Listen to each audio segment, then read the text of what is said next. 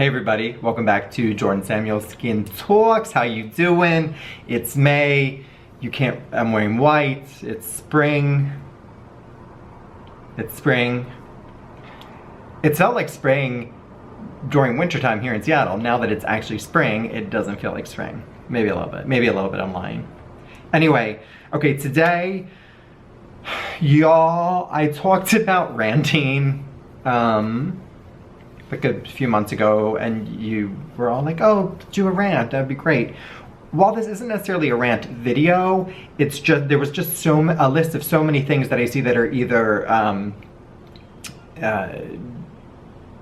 brands, not necessarily brands, but just bigger marketing companies marketing things a certain way, which are just so wildly incorrect and drive me up the wall, or the way people talk about themselves or their products or their product usage. And I just wanted to sort of like do a stop doing that please video.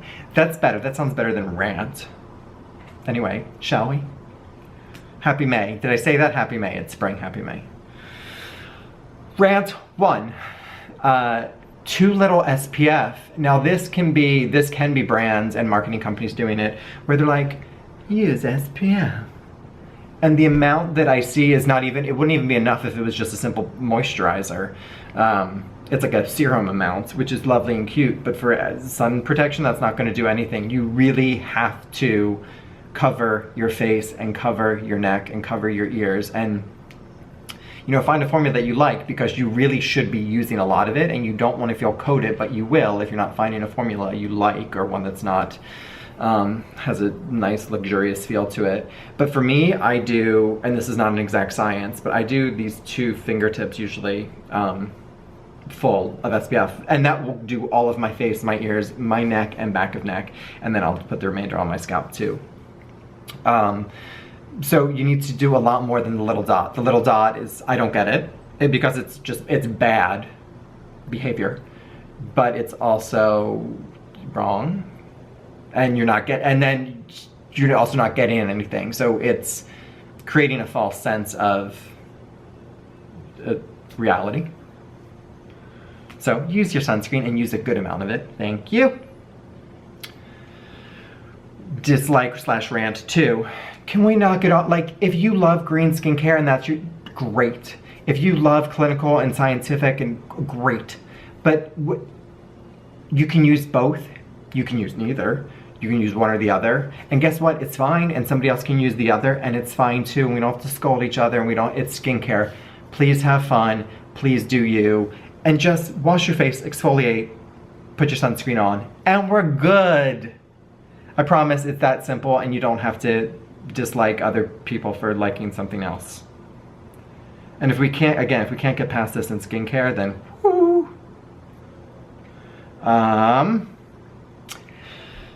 Another thing, I understand, I mean, it's always frustrating, right? When you see a product that it seems like you would love, or it sounds like you would love, and get the price tag, and it's so expensive, and then you're really bummed. But here's the thing. If it's too expensive, or if it's out of your budget, don't purchase it. You know, these things aren't necessities.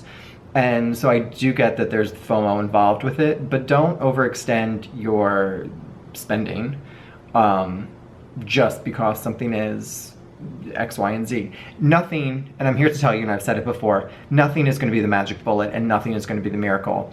And we're gonna get really great products for many different skin types and conditions, but it's not going to be a one-size-fits-all ever. So if there's that one product that seems to be this holy grail, it's not going to be, because it's not going to be for everybody, A. And B, it just isn't. If it was, we would all be using it and wearing it and walking around with it on our faces. So if something is too expensive, I don't think there's a need to complain to the company or to tell the company things just aren't necessities, and then we move on. But don't spend your skincare budget just on that one product thinking it's going to be this wonderful thing. What's going to be wonderful? Cleansing your face, exfoliating your skin, wearing your sunscreen. Simple as that. Again, we're back to the same thing. Simple as that. I promise you. I promise you. Which sort of goes into the next thing, which is expecting products to work miracles and to be miracles. I see so many people say how disappointed they are in a product. But like, if it's meant to be a cleanser, it's a cleanser. If it's meant to moisturize your skin, it's going to moisturize your skin. And yes, there can be, you know, disappointments in the fact that you wanted a little bit more moisture from the product, or you wanted it to feel a little bit different in terms of cleansing. But products can only do so much. They only go so deep. If you're trying to get rid of, 11 lines through here, a topical product's not going to do it. An acid exfoliator, even a light scrub, but an acid exfoliator will, level the playing field by removing the dead cells from within those deep lines to make them appear less. However, that is not going to get rid of your 11 lines. If you really want to truly get rid of your 11 lines, something like Botox is going to be your best friend. I'm not saying that to be like, yeah, but it's the truth. And I wouldn't want anybody wasting their money on something specific like that with there being no end in sight. Same with some deep-rooted pigmentation issues. Topicals just aren't, they can help a lot. And I've seen, and I've actually done myself, a lot of treatments where we've lightened lightly pigmentation, but then if it's only going so far, that's when you have to go into treatments. So don't expect your products to work these miracles. Okay? Do you like, we have a lot on the list, so we're just checking them one off at a time. Okay, so this one, if you, and I've talked about this before in a separate video that was like about getting too many opinions, asking too many questions.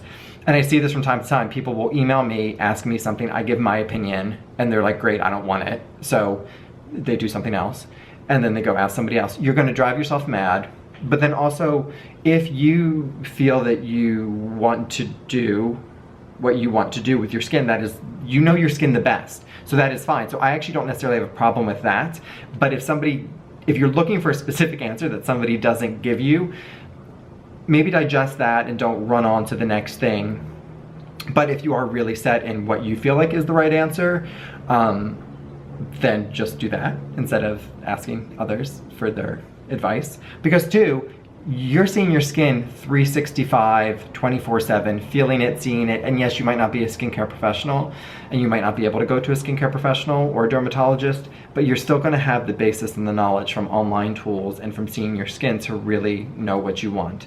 So I always suggest, if you get too many opinions, all of a sudden you're confused, you're probably more confused than you were when you started. You try all the different things and make your skin go haywire. We're into that vicious circle again. So cut out on the opinions. Talking about product and like texture and smell and how long it lasted and things like that, that's fine. But like actually trying to get to the nitty-gritty of results or trying to get answers from somebody about something that's a little bit deeper than that is not good as far as I'm concerned. Okay, so I think by now we know, but I feel like we don't. Is that, well, two things, and these go hand in hand. Everything is a filter. I mean, I personally don't use a filter. I don't think filters are bad, but you can even do filters on videos now. While this isn't a filter, I'm getting really nice natural light coming in on me, which can deflect things and make things look good. That is very different than seeing somebody face to face in person. There are filters on Instagram, there are filters on Facebook, there's filters on Snapchat, on everything. And then you have videos now that have filters. So, or you have these lights which can blur imperfections too and make things, and then makeup also. So with that being said, what you're seeing is not real life. You could have your skin the same way via these filters. Again, it's not necessarily a bad thing, it's just not a realistic thing. So don't go chasing waterfalls. Don't, I always throw myself off with that. I say that every time. I should know by now. I should know by now. But don't get frustrated or don't get upset when you see what you think is perfect skin on somebody else, knowing damn well that it is a filter. And if you want to feel better about your skin, put a filter on your skin and wait till you see how it looks. It's going to look amazing. It's just not real. But then with that too, then following up, I think because of these filters, I see a lot of people dramatize skin concerns and skin issues. And there are some serious skincare concerns and issues. I've worked on them myself. I've had them myself. Right now I have like a little breakout here. That's nothing compared to things I've had on my skin before. But I see people say like, oh my God, look at all this redness, and it'll be circled with one little dot here, which could be from sleeping on your pillow wrong, or using the wrong laundry detergent, or scratching yourself in the middle of the night, or it could be something so odd and weird. And then it goes into this weird thing of like trying to treat this one red spot or this breakout, and then you're all of a sudden using all acne products. And again, we're trying to reinvent the whole skincare routine, which throws the whole skin off and out of balance, and the skin's just not healthy and strong, and it's too much and it's too confusing. And so don't dramatize your own skincare concerns and conditions based on this false sense of these filters and these unrealistic things. Again, yes, if there's a serious skin concern and skin condition and your skin is freaking out, then by all means, but again, I would prefer you to then go to a skincare professional or dermatologist who can really sit you down, because the thing is, they're not going to throw 20 products at it. They're probably going to take away most of the products and throw 1 or 2 at it and get you back on track. But don't dramatize and upset yourself over something because of like a fake filter. They're not called fake filters. Hashtag fake filters. Oh, this goes back a little bit to what I was saying about the opinions too, is just really, there's a lot of serious concerns I see people asking about that I personally, even as an esthetician, believe should be dealt with by a doctor. I mean, there's people asking people online to look at different spots and to see if that's okay. And please just get it checked out at a doctor. If you're unsure and you have an esthetician, have the esthetician look at it first, but that it should go to a medical professional. It should go to a doctor first, as far as I'm concerned. So, okay. And it's lovely. It's easier, I know that, to like talk to people online and to, you know, Dr. Google and search everything and make yourself mad. I've done this too with other things, right? It's like, I have these symptoms, and then it's like, oh my God, I have this. No. Better just step back. If you're able to go to derm, go to a derm. Ha. And please, another one, stop apologizing. Everybody that posts a selfie or close up, they apologize for like how bad they look. No, you all have beautiful skin. You might have your own concerns and your own conditions, but you all have such beautiful, healthy, glowing skin. I find that almost 100% of you are too hard on yourselves with your skin. And a little thing here and a little thing there completely throws you for a loop, when it shouldn't. You have super healthy, glowing skin. You should not apologize. You should own your beautiful damn self. And I do mean that. Every time I see it, I'm like, beautiful, beautiful, beautiful, beautiful, and they all come with apologies. So that is something that I would really like to see change. Own your beauty. Okay, thank you. Let's see, I think we have 1 or 2 more.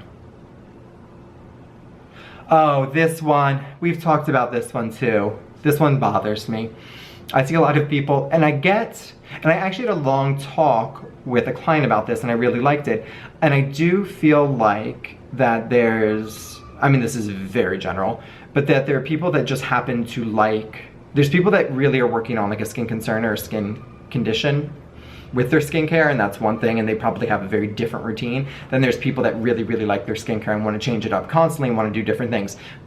Do whatever you want. Obviously, both of those things are fine. However, if one of those things stems into causing problems with your skin and you're frustrated with your skin, I would suggest trying to change that up and become more consistent. But something I see is people who say, oh my God, I've had the best skin like ever, but I'm looking for a new cleanser. And I'm thinking to myself like, yeah, of course we're always trying to get better skin, right? And healthier, younger looking skin.